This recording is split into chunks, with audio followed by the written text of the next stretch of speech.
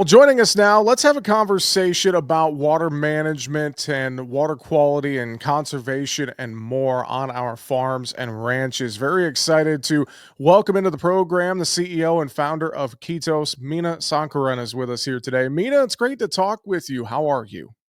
I'm doing great, Jesse. Thank you so much for having me. Pleasure to be here. Absolutely. First off, just to start, can you tell our listeners and viewers a little bit about Ketos and what the company does, just to get us a baseline to get started here? Yeah, absolutely. So, Keto is essentially a fully integrated sort of water monitoring and analytics solution. And our focus is really being across industries, city utilities, but also very heavily around agriculture. So, think about producers and growers really having the advantage of sort of your latest automation and technology and being able to have analytics that you're getting from AI insights, but all of that packaged in a very feasible, affordable manner so they can actually think of resilient operations when they're thinking about their farming goals. Fantastic. Well, as we think about some of those farming goals, obviously sustainability, conservation, water management are all key topics and issues for many folks throughout agriculture. So, let's talk about some of the key water related challenges that are facing producers. And I have to think broadly that these water challenges differ depending on the region of the country that folks are in. I'm sure. Can you share just a few key highlights from your perspective? Yeah, Jesse. I mean, agriculture is, to me, it's very fascinating. And, amongst our different customer base, because Jesse, we work with sort of like groundwater, you have surface water, you have the runoff water, and also additionally, there's, the drinking water, wastewater. So within water, there's spectrum of different water matrices. And what we have learned just in looking at agriculture issues, the groundwater is a very key concern for just about all the producers and growers. If they're tapping into surface water, then there are concerns about the contamination in the surface water as well. But pretty much around, whether we're dealing with California farmers that are in Central Valley, California, that are experiencing drought, to you're looking at some of the farmers around the Texas, New Mexico border that are experiencing sort of high salinity, and you have groundwater toxicity or depletion of the aquifer that's happening. So it's very interesting. Or if you start going into the Midwest and the other regions, you're starting to see an uptick depending on the year and time of the year, whether you're experiencing flash flooding or any of these other issues. It's very interesting to think about how there's commonality in technology, but the issues can be very different. And so whether it's your aquifer depletion that you're getting concerned about because there's a certain amount of water that's allocated to you, and you're figuring out how you're going to conserve that water, how much water you're actually going to consume, and can you actually reduce your allocation of water, and can you actually conserve more? Does that mean you get some additional support from the government, or how do you really leverage extended keto solutions and be able to get real time traction of data at your fingertips? So can I understand concentrations of boron and nitrates and orthophosphates and nitrites and ammonia in a way that those are time sensitive decisions I can make? Because if farmers are not equipped with sort of the tools and the visibility for them to make those data driven decisions, there can be huge economic impact. And farmers are already struggling with such low margins, and the profitability of their own operations, that it's extremely critical that technology service providers are very mindful of the issues being addressed in different regions across the country, and truly empowering the producers and the growers to sort of tie into their goals, and not necessarily sort of look at how the same application could apply from one state to another state. Well, and you raised some very, very key points there. I believe you brought up California, the Central Valley, or areas of the southwestern plains where it's dry. Or I think about some aquifer challenges in the central and southern plains. Or there's been issues of water levels on the Colorado River, of course, over the Yep. last several years. So I mean, there's a lot of different areas that, in one way or another, are experiencing a lot of the same water shortage type of challenges here in the US, right, Mina?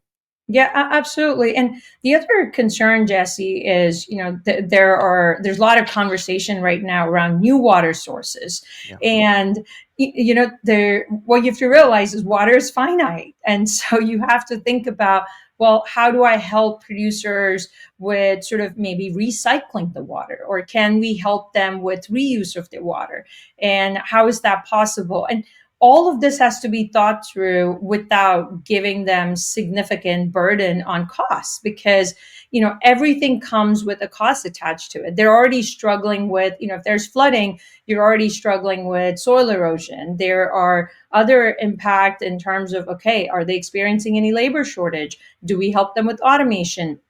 And more importantly, just see producers always struggling with capital and infrastructure budgets assigned for them. Like, how much can they use? And you see robotics automation and robotics instrument in every ag tech kind of conference and every agriculture conference that's trying to help the growers. But again, all of that comes into play, whether you're doing specialty ag like almonds and pistachios and nuts, or if you're trying to grow corn and soybean.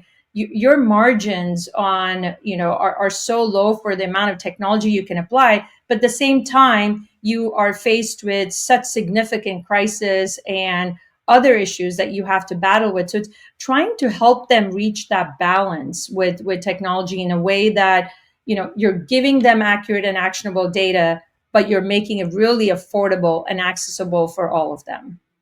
We are having a conversation with Mina Sankaran, the founder and CEO of Ketos here today. And Mina, you brought up flooding. Of course, we've just seen historic flooding in parts of the Mid South and the Southern Midwest. And I know that in itself creates another whole different set of challenges when it comes to runoff, erosion, water contamination, et cetera, doesn't it? Yeah, no, absolutely. And I think from a keto standpoint, we truly focus and try to be the partner for every producer and grower out there from a standpoint of water quality, Jesse, to really help them understand water quality. And soil erosion during flash flooding is another massive issue. So whether it's runoff or soil erosion or the topsoil getting lost, like, how do you really help them optimize their crop yield post that process? And they're going to have long-term impact, but how do you help them in terms of like being able to give them visibility anytime for that data at their fingertips? And so giving them a system. So what Ketos has done for some of our farmers that leverage us in such crisis, they actually have the system deployed at one of their near their pumps or their well setup, Jesse. And so Mhm. um, we've taken extreme sort of insight and thought from feedback of the growers to make the business model as least cumbersome as possible. And what I mean by that is they have enough on their plate that they have to deal with on a day-to-day basis. Last thing that I need them to do is now have to figure out, what is this new piece of equipment? Do I have to figure out do I become an expert on it? Do I have to learn how to maintain it? Who's going to service it, repair, service parts? How long will it survive? Thousands of questions that sort of ran through folks' minds. So what we've done is we've kind of made the model, hey, we're going to own and maintain and service the equipment. Mhm. It's our responsibility. That's what we're being working closely with you as a partner. You focus on the data. Let us help you, sort of help you reach your goals and have the data at your fingertips. And so it's a unique model, Jesse, where we've come to the agriculture segment and working with producers and growers from a very water as a service, data as a service model. So they're able to have a very predictive flat annual subscription fee that makes their costs truly contained. They don't need any more surprises from us when they already have enough surprises between water scarcity, water quality, biodiversity Mhm. loss. I mean, pests, diseases, you name it. They have enough that we're not going to add to their surprises. We're here to really enable them. Well, you mentioned a few of the key pieces of what Ketos has. What are any other key tools that you would add that farmers can use, best practices, et cetera, or anything else related to the infrastructure that Ketos offers for farmers and ranchers? Absolutely. I think the one thing, if you notice, and I was at one of the conferences recently, and I realized just one of the grower was sort of standing in that corner, and as soon as people saw, there were at least 15 people talking to him, Jesse, about different technologies, different approaches, and I think that it's imperative to realize that they're probably inundated with a lot of data, and they're growers and producers who are brilliant at their craft and all of the expertise they have, but we can't expect them to suddenly become analysts overnight, and they're not going to have the capital to go and hire an analyst. So think of us as your extension. So when you get access to our Ketos platform, you see what lands up happening is we are able to integrate a lot of their other crop data. So we can integrate their crop data. We can integrate other sort of like third party data that they have happened to use in the past. So even if it's not Ketos generated data, it doesn't matter.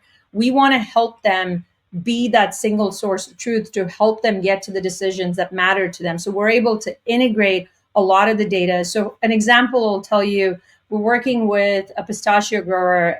They sort of do almonds and pistachios, and they've been using us for about 6 years now. And what they have done is they tested us extensively against third party labs because they wanted to really have credibility in what they're using us, the accuracy of it.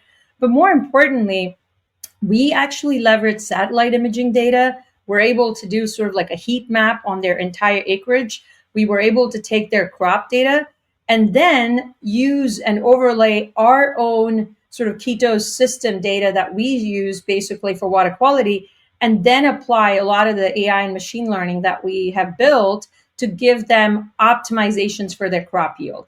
Jesse, that's where the real value starts getting exciting for some of the producers and growers because one, yes, you're giving us water quality insights, you're giving us sort of early warning alerts, right?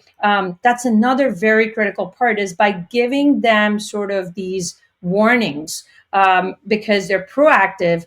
Now producers and farmers and growers can become essentially less reactive because reactive is the damage is already done. At that point, you're sort of recovering from the damage. But if you can help a ranch manager become more proactive and then start giving him predictions and forecasting, what is that value to you?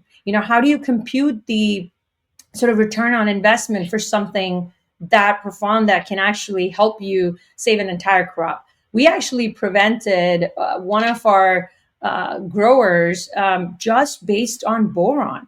And it was fascinating because they were insistent that they wanted boron. And we had started off with them working with nitrates and nitrites. And of course, phosphorus, everybody knows phosphorus is always a hot topic. And as they started getting familiar with it, they said, hey, we really need boron. And one of the benefits of working with Ketos from as a data as a service model, you can come to us and tell us what constituents are of interest to you. So it's not a very fixed and a rigid approach. It's a collaboration. We want to know what parameters matter to you, what water constituents matter to you, what kind of water chemistry do you want to know more about? And we're able to kind of incorporate that into the service and offer that within that system. So we added boron, and just see there was one day when that anomaly for boron picked up for this farmer, and they were actually able to massively save an entire like few thousand acres of coverage for them. And later they came back and they were like, well, I'm glad we pushed you for boron, and we were able to get that. So that was a huge learning for me because I didn't realize how much that impact of boron was on their specialty ag crops. So there's just so many learnings that, as growers, they're the experts. And if they're able to ask for what matters to them as technology service providers, our job is to really deliver that for them in the most economically efficient way. Well, and Mina, I think about this, just how much we've evolved in agriculture and the amount of data that we have and the technology at our fingertips to make our farms and ranches more efficient. To everything you're saying, I mean, at the end of the day, why not apply this to our water management? I mean, having all this data just makes our operations that much more efficient, doesn't it, Mina? Absolutely. And Jesse, think of this during COVID, when folks couldn't actually be on site and be physically around people, you Hmm. could have these remote robotic systems that are sitting like your lab scientists, like your eyes on the field at your farm. And you could be at home on your phone and essentially looking at, I want to test start nitrates at 9 o'clock in the morning. I want to do ammonia at 6 o'clock, or I want to run this entire panel 3 times a week or 5 times a day. And having that sense of control and being able to completely communicate with the system bidirectionally, almost like this is your extension, your eyes on the field that's reporting back to you, right?